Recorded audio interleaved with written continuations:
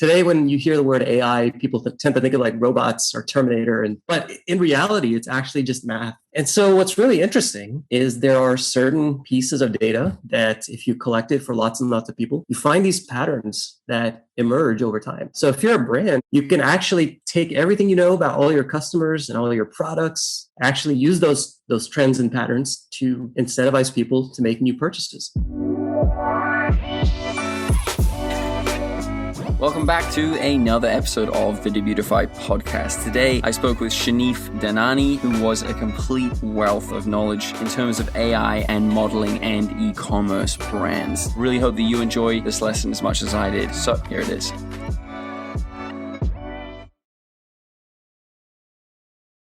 Well, Shanif, thank you so much for coming. I hope that you're doing well today, coming out of New York. Thank you. Yeah, I'm Connor, and we're going to have a lovely talk today. I know you've got a pretty awesome background as an engineer. I guess a nice way to start is just, can you walk us through that? I know you worked at Twitter, and yeah, just give us your life story as well. Outside of work too, you don't have to. Sure. Yeah, well, first of all, thanks for having me. Super excited to chat with you. It's rare I get to chat with folks from the other side of the world, so looking forward to it. Yeah, so, really quickly about me, I've always loved technology. For me, being able to sit down and program something has always been sort of a interesting exercise. So before, the way I got into it was I just kind of taught myself how to program in JavaScript and HTML, and then taught myself along the way. Did that in school. And ultimately, I try to be well-rounded as well. So I ended up going to business school. And when I was there, I ended up joining up with a couple of my buddies, and we helped create this company called TIMECODES. That was kind of my first real startup. It was an ad tech platform when mobile phones were still getting big. So I was doing engineering for them and sort of got back into statistics and AI, which I had done in school. So I did that. We were very fortunate. We got sold to Twitter. So I worked at Twitter, as you saw, for a few years. I was doing all sorts of interesting stuff, everything from predicting, who's going to click on an ad, all the way to like understanding and optimizing their onboarding flow to see if we could make it easier for people to sign up for the app. Then, decided to start my current company, Apteo, which again, we're using data and AI to help e-commerce brands. So hopefully that was not boring or snooze-inducing, but that's kind of my background. No. That's awesome. It's nice to hear the full story. I didn't know that you were bought out and then you were then working at Twitter. Yeah, and we were very lucky. It was one of those days where everything was just starting from scratch with the world of mobile and mobile advertising. And so we were just kind of at the right place at the right time. Yeah, totally. Is it right if you go into tell us about predictions? How do you know so much about a person and Yeah, it's funny because I think I've mentioned this before, but today when you hear the word AI, people tend to think of like robots or Terminator and stuff like that. But in reality, it's actually just math. It's math and statistics. And so you can pretty much quantify everything today. Like how much, is somebody male or female, or how many times did they buy a product, or even what zip code, in the US, what zip code are you living in? And so what's really interesting is there are certain pieces of data that if you collect it for lots and lots of people, you find these patterns that emerge over time. So if you're a brand, if you're an e-commerce brand and you've got good customer data, you can actually take everything you know about all your customers and all your products, everything you're doing, actually use those trends and patterns to incentivize people to make new purchases. So for example, a lot of the brands that we work with are, let's say, fashion companies. Some of these companies have, tens of thousands of products, but you could group these products into similar categories and like dresses and shoes. And you could actually predict which customer is likely to buy from which category, like a dress or a shoe. And you can even predict down to the product level just by analyzing what you know about that customer, comparing it to other customers, seeing what those customers have done in the past and what they went on to do in the future. So I'm not going to get super technical, but it just comes down to using all the data you have to take a look at what you know about somebody historically, what did they go on to do in the future, and then applying that to what you know today. Just quick though, so with the predictions, how accurate, generally speaking, yeah, how accurate can you be when you look it's like a lookalike audience kind of thing, right? Yeah, there's a few ways you could do things. So there's a few ways that we use predictions. One of the ways we do it is we try to figure out which products, for example, people are likely to buy, and then we group those people together. So if you're a really large store, so we build these AI models individually for each store. So if you're a really large store and you've got a bunch of data, you can get pretty accurate. Now there's certain metrics that you can take a look at in the world of AI. There's area under the curve, there's ROC. What we like to look at though, and these are some of the things we look at. We look at, when it comes to accurate predictions, what's the recall, which is different than the accuracy, like how good is the model at actually figuring out if somebody goes to buy a product next. Different stores will have different metrics for that. And so if you're thinking about this at an aggregate level, it's hard to compare a brand that's got maybe 5,000 historical customers with somebody that's got 2 million. So when we think about accuracy, what we actually try to think about is how is the marketer using these predictions in their business. And so what we look at is going one step further and saying, okay, regardless of how accurate the model is or the AI is, if we are grouping people together based on the products that they're likely to buy, are they actually buying those products? If we're sending them an email for a particular product, are they actually buying them? Or if we're saying, look, this group of people are likely to be your biggest spenders in the future, are they actually going on and spending, more money in the future? And so from that perspective, we do pretty well. So we are usually able to drive a lot of incremental purchases of specific products when we show those products to people, let's say, for example, in an email or an ad. But, people are funny. They're not going to make a purchase maybe the first time you send an email or the second time. There's this kind of art and science to marketing where the science is, okay, who's likely to make a purchase? But you have to be able to kind of incentivize them. So do you send them discounts? Do you target them on Facebook and Klaviyo and SMS? Or do you just use one channel? And so I'm going into sort of the application of our AI, and maybe it's a little bit beyond the scope of your question. But when we're thinking about the AI, it's really how do we incentivize people to make purchases? And from that perspective, especially for larger stores, we do very well. From smaller stores, we can actually still drive incremental purchases, sometimes $2,000, $3,000 a week for a really small store. So that's kind of how we think about it. But if you want, I'm happy to talk exactly how the AI works, which is basically you try to predict the probability that somebody's going to make a purchase on each individual product.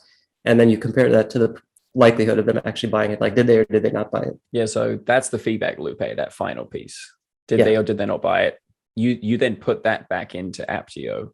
That's exactly right. That's exactly right. So every 30 days, we basically update, an AI system is the same as like a model. That's what I'm going to refer to it as. A model is basically just this mathematical equation, this monstrous equation, if you can think about it, that takes everything about a person and spits out a probability.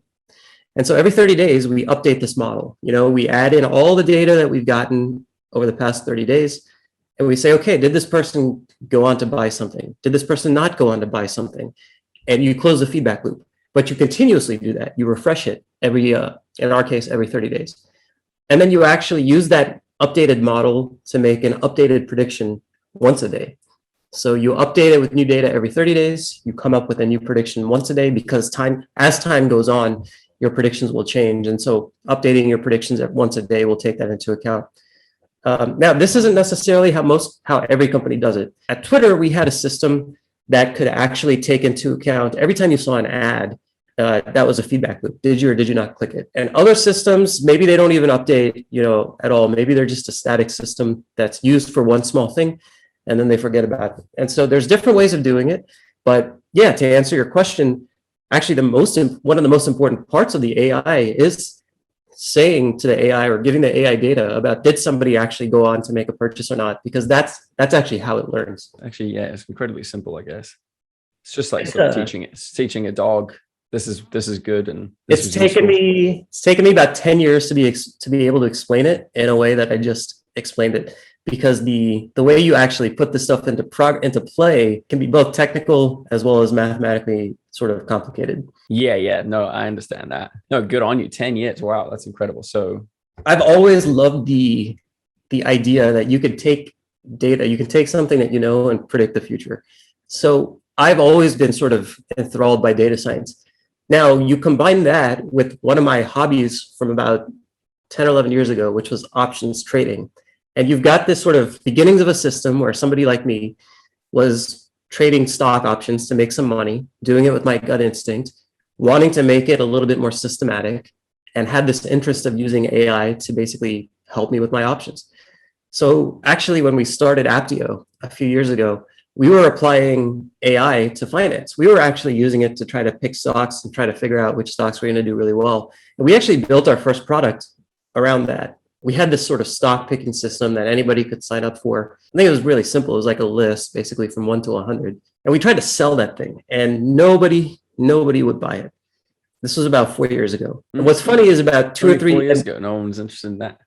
It's funny, it's funny because we tried to sell to the individual retail trader like you and me, and nobody really cared because they weren't nobody was really managing their money. They're all just putting it into index funds and letting it sit, except for like a few people.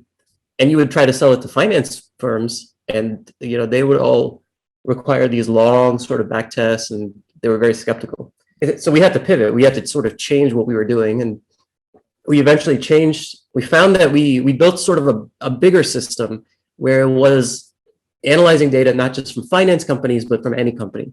You could put your data into the system and it would spit out predictions. And we saw that the only people that were using that system were marketing experts from e-commerce. So we said, all right, screw it. Let's just go hardcore into the world of e-commerce. Let's talk to a lot of e-commerce marketers. Let's figure out what they want. And so we eventually built the system for them. What's funny is 2 years after we pivoted, people kept coming up to me. They're like, hey, can you rebuild that system? Like, your stock picks it amazing. Like, I can't do this myself. Can you guys rebuild it? Can I have access? I'm like, guys, you should have told me 2 years ago. So yeah. But that's how we got to where we are today. It's lots of talking to people and experimenting and sort of that quintessential product market fit journey that most startups go to. Yeah, no, I mean, I don't understand what it's like to be running a startup, but I've worked in a few as an employee, and they're pretty fun. They are. I love it because you're able to make a big impact. You're able to make sort of something that people care about and they use. Hopefully they're using it. And for me, that's a good feeling. Yeah, I imagine so. How did you come to realize that only e-commerce marketers were doing hardcore AI research? It's funny. I used to be of the opinion that you just build a product and people will use it. But the first couple of times we did that, it wasn't working. So I brought on somebody who was doing sales, and he would just talk to people all day, every day. And so he was like, hey guys, to me and my engineering team, he would say, hey, this is what these customers are doing. They want something that can understand which of their customers are likely to come back and spend more, or which of their customers might not. They want to understand if somebody doesn't come back, like, why didn't they come back?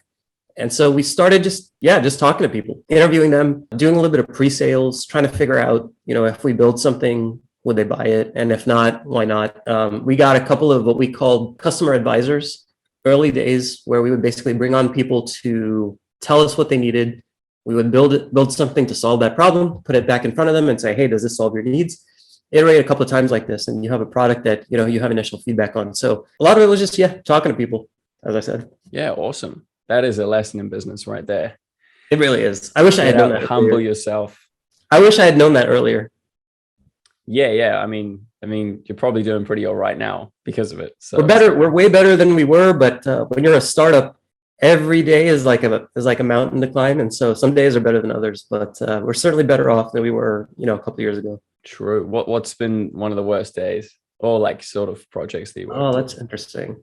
Startups are tough because you're basically trying to build something that you're not sure if it's going to work or not, with sometimes people you've never worked with before. So, I had a couple of co-founders who I was working with. They decided, hey, look, like, not really able to make financial, I'm not able to get the financial needs that I need to have while I'm working for a startup.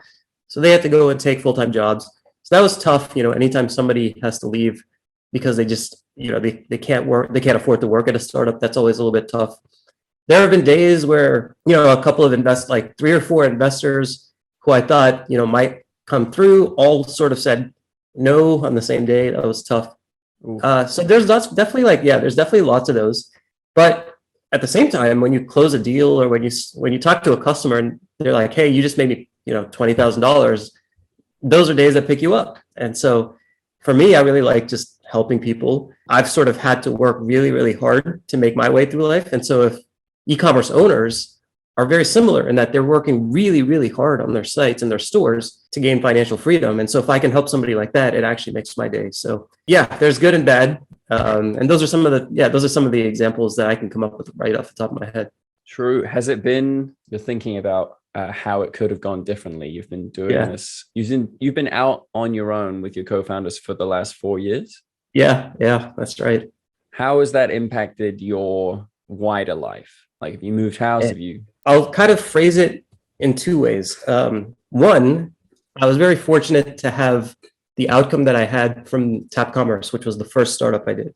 So that gave me a lot of financial freedom to experiment. But when I was doing Tap Commerce, I was I was sleeping on a friend's couch for 6 months because I couldn't afford rent, and I was trying to figure out, how was I going to pay for food and how was I going to pay. That was perhaps one of the most stressful times of my life. Now, fortunately, we got through it. I had some brilliant co-founders. I feel very lucky to kind of have been along for the ride with them. Apteo has been a little bit different. As a founder myself this time, the first couple of years, I was very, the identity of the startup was very closely tied to my identity. Like if something wasn't going wrong, it means I wasn't doing a good enough job. I was always of the opinion that you gotta work. If you work enough, it's gonna work out. And then after, a couple of years of doing that and sort of not much change, you sort of realize that that's not going to be the case. Like no matter how hard you work, sometimes it might just be something that's not going to work. And if something goes wrong, it's maybe not always your fault.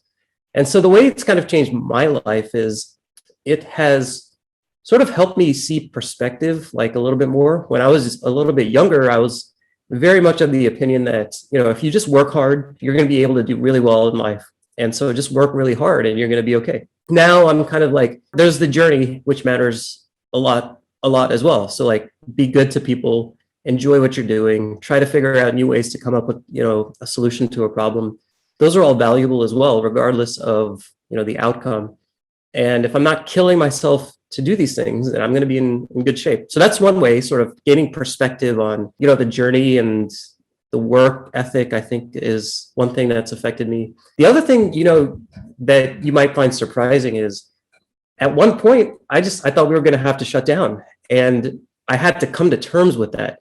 And by coming to terms with it, it actually was like a huge load off. And so the other thing that I've kind of learned, fortunately, we haven't had to shut down yet. We're hopefully going strong now. But the thing I had to learn when I had to come to terms with it is, hey, look, it's something you tried, and if it doesn't work out, it's okay. So, the sort of emotional release that you get from something like coming to terms with something not working out it's a really good sort of experience and learning experience to have. Wow, thank you for being so vulnerable. Yeah, that's awesome. That's I appreciate inspiring it. and scary. It has been by far the hardest thing I've ever done, but also I'm the type of person, I find it a lot more sort of valuable. I find it a lot more inspiring to work on something where I can make a big impact rather than maybe working on a corporate job where I'm not making a huge impact and not making a big move. So for me, I like it.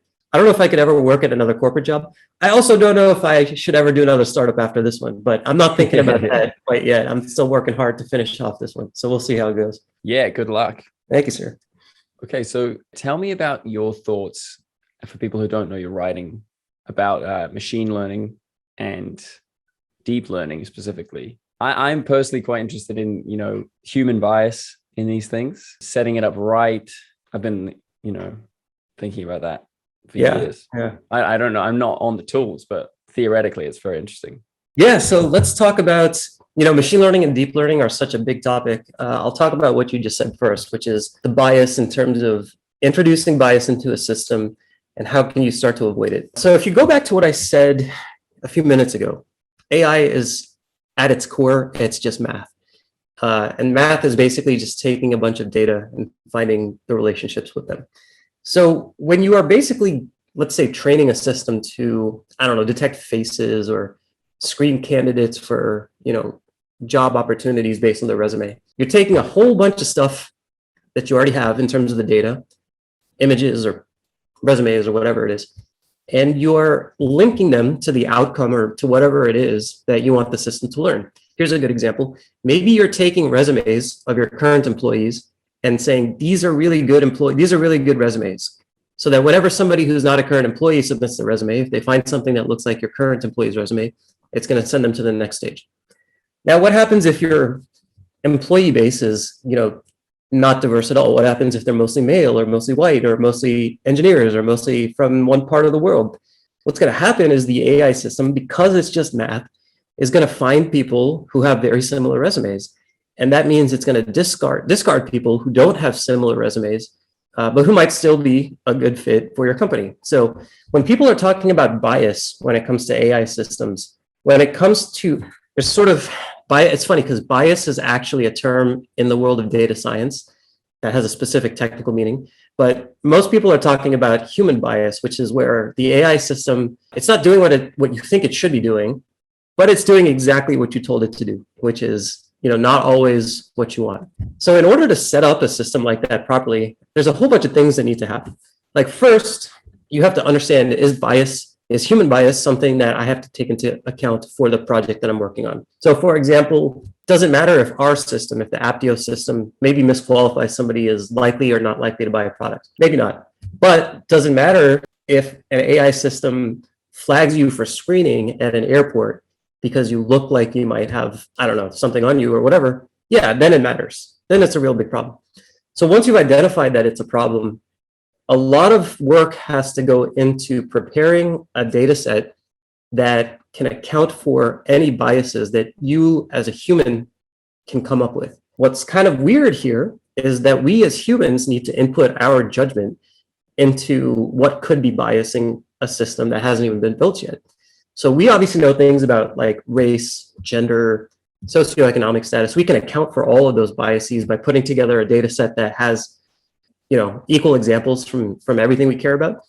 But what happens if you miss something, or if you forget about something that you didn't know was a bias, and then you train an AI system and it goes through and it counters that bias?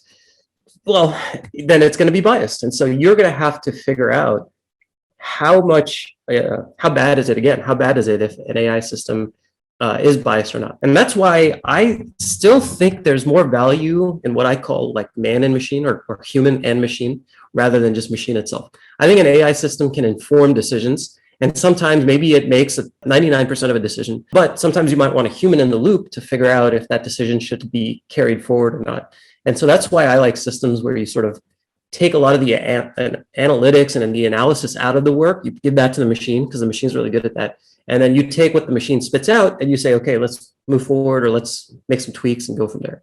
That's sort of the bias that you hear about a lot from the media perspective. Does that sort of answer the question in terms of what you're looking at, Connor, or anything else you wanted to dive into there?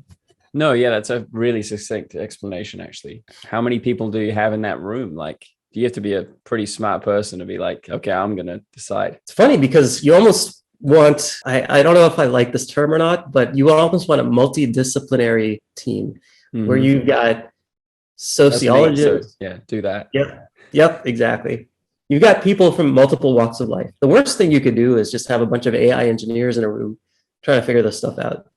So if you're Google and you're trying to build a system like an image classification system, or even like if you're somebody building a facial recognition system, you're going to want a good diverse representation of people in the room to figure out, one, should you even build this system? And sometimes you don't have an option. Sometimes you have a contract, or sometimes that's what your company does. But it's worth talking about. Should you even build it?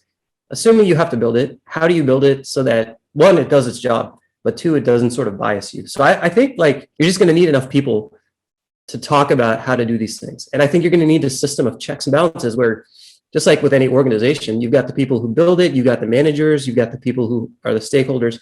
You're going to want to make sure you've got a similar setup here so that you minimize the risk of something falling through the cracks. We as humans are never going to get everything right, but we could minimize risk. And that's something that you could do with an organizational team like this. So it's funny, you've kind of heard me talk a lot about the societal impact, the human impact, and not so much about the tech, because the tech is straightforward, relatively straightforward. Like, let's say that you have too much of one class. So when you're trying to predict cancer, for example, something like 99.999% of cancer cases are going to show as false. And so when you've got a system that's trying to predict cancer, you can do things on the technical side to make sure that you don't miss a positive case. You can sort of bias the system, technical bias the system, to over predict on cases where there is no cancer, where it says, yes, there is, just in case you won't miss it. That's all straightforward. But the harder part is the human part and the societal part. Real quick. Yeah. So how is it predicting 99% of case in cancer because we all are going to get cancer eventually? Or Sorry, maybe I misspoke. 99% of cases are going to say there's no cancer. Like this person, here's this person's charts, their data, they don't have cancer. And the machine is just going to say that by default because 99% of the time we don't have cancer. And so most of the cases that it gets to learn from are false. And so you have to account for that. There are really good ways to account for that on the technical side, but that's not exactly what we're talking about here. So I wanted to make sure that was clear. Are you using these kinds of things at Apteo? So with Apteo, yes and no. So what we do, we have a couple of different AI models. One predicts how much money somebody will spend in the future, regardless of what they're going to buy. It's just a single, number. The other model predicts which products they're likely to buy, and it's a probability. This product and this person, maybe it's 0.01%, but this product and this person, maybe it's 84%. So those are two models that we're using, and from our perspective, there are certain things we have to do. So when you take a look at an e-commerce store, most of the time, you're not making a purchase. Like most of the time, you've got a ton of customers who only buy once or a ton of visitors. Most people don't go on to buy a second time or a third time. And so you have to correct for that when you try to figure out which customers are likely to make a repeat purchase. Because much like in the cancer case, the model could easily say, nobody's going to come back and make a repeat purchase, because almost everybody I see doesn't make a repeat purchase. But that's not true. That's not true. So you have to sort of tweak and adjust the model so that it can make reasonable predictions, knowing this. There's a few things that can help here, but as a data scientist, a lot of your job is doing things like cleaning up the data, looking at a model's performance, tweaking it, trying to figure out how to make it better. So we are doing a lot of that. We're not doing a lot of sort of human bias correction though. Like we're not putting necessarily racial information into the models. We're not sort of doing this sort of stuff that I just mentioned. And a lot of that just goes back to, one, we're a small startup. And so we just have to make sure we can stick around for the next 6 months. And two, let's say we get a prediction wrong. It's a very, very minimal impact to society and to our business. And so it's one of those things where it doesn't necessarily need to be done today. But if we get bigger and let's say we started to get into other businesses, or we started to predict stuff like which health plan somebody should be using, or something that's sort of out of the world of what we're doing right now, that is something that we would have to think about. And that is something where we would bring on sort of a good team to start figuring out how do we build something like that. I was going to ask you this anyway. That is such an awful preface. Yeah, we're here to chat, so no worries. So I was going to say, the question I wanted to ask was, what's next for you? Yeah. When and with me, the startup life, despite my ability to sort of not necessarily tie my entire identity to it, still takes up all my time. And so we are in 2022, we're basically making a big push to grow sales and sort of drive more revenue. And if we're able to do that, we're probably going to try to raise, a notable sort of round of fundraising later this year or next year, and just grow the team and really make a solid go of it. And if we're not able to do that, then it's all good. We gave it our best shot. I'll probably take 6 months off and then maybe try my next startup. I'm not really thinking about that quite yet, because I got some time to take Apteo to the next level, and I'm really, really trying to figure out, the best way to do that. So for the next, 4, 5, 6 months, it's really going to be heads down. I'm doing a lot of sales and marketing now, so not as much AI as I used to, but hopefully I can bring on, sales and marketers and get back to what my specialty is. But yeah, we'll see if we can grow the business in the next 6 months, 7 months. I think we're going to be in good shape. And if not, I still got a bunch of ideas in my head that I want to try out for the future. So it's hard to say right now, but that's kind of what the plan is. Awesome. How are you going to go about growing the business? I mean, apart from the funding side, is there any products you're going to bring out, or are you going to do a big marketing campaign? Or for the past couple of months, it was just me who was doing sales. So we brought on 2 guys to help do, direct outreach, direct sales to brands. And I think that's going to help. We're also doing paid sponsorships and e-commerce newsletters, and jumping on as many sort of podcasts as I can, and obviously doing a lot more content, blogging, doing a lot of case studies. So we've got sort of a push on the sales side and a push on the marketing side. And, hopefully it's going to take off, because some of the numbers that we're driving for our customers are pretty notable. Like we're able to sort of take somebody who's got negative ROAS on Facebook and get them back to positive. we're able to take someone's e-commerce account, or I'm sorry, email account. And if they're not making a bunch of money off of it, but if they have good customer data, we're able to start generating like 20 or 30% of the revenue from email. So certainly like the AI and the stats and the math are all really good at identifying strategies. Now we just have to show people, hey, look, like this is what we do. Hopefully they're willing to give us a free, like we do a free trial. So hopefully they're willing to try us out and go from there. You have quite a nice little plan going. You offer like 3 months full refund. Yeah, we do. And so, if any of your listeners are out there, what we're offering, who want to try us out, what we're offering is we've just seen our ability to drive sales. If you're not making more than what we charge, then we'll just give you your money back and you can say, hey, I tried it. We also offer a 30-day period where you don't even pay us. It's not like you even need to be refunded. So first 30 days, you try us out. If you decide to continue on, then you'll pay us after that month. But you'll still get the next 2 months to say, look, it's not working. Give me my money back. So we're just trying to figure out, the best ways to get people to try us out. We know that our product works. Now it's just a matter of, getting people to trust us. The world of e-commerce is so crowded and there's so many people that are being sold to all of these products and services. It's hard to break through the noise. And so we just wanted to say, look, our product works, try us out, and we'll go from there. I actually just had one more though. Yeah. You're diving into e-commerce. Your software is so applicable to other fields. On your website is kind of e-commerce centric. Yeah. Are you kind of doing marketing campaigns that I can't see that are? At one point, we were working with sort of B2B SaaS companies. In addition to e-commerce companies, we've actually had a couple of insurance companies reach out to us. But one thing I learned in startup life is kind of have to focus on one thing and grow into that niche. And so you're right, like we could take data from SaaS companies and analyze that and show them, hey, look, this person is likely to churn or cancel their account, or this person is not. But for the moment, we're focusing on the world of e-commerce for a variety of reasons. And so if we grow, hopefully down the line, we'll be able to break into many different industries. But, for now, we're proving ourselves out in this one niche here. Yeah, that's a great idea, I guess. Yeah. That's kind of like what you were asking me, like, what do I specialize in? Because then you can take that model and just move across. Right. And once you've got some initial clients up and running, it's easier to replicate.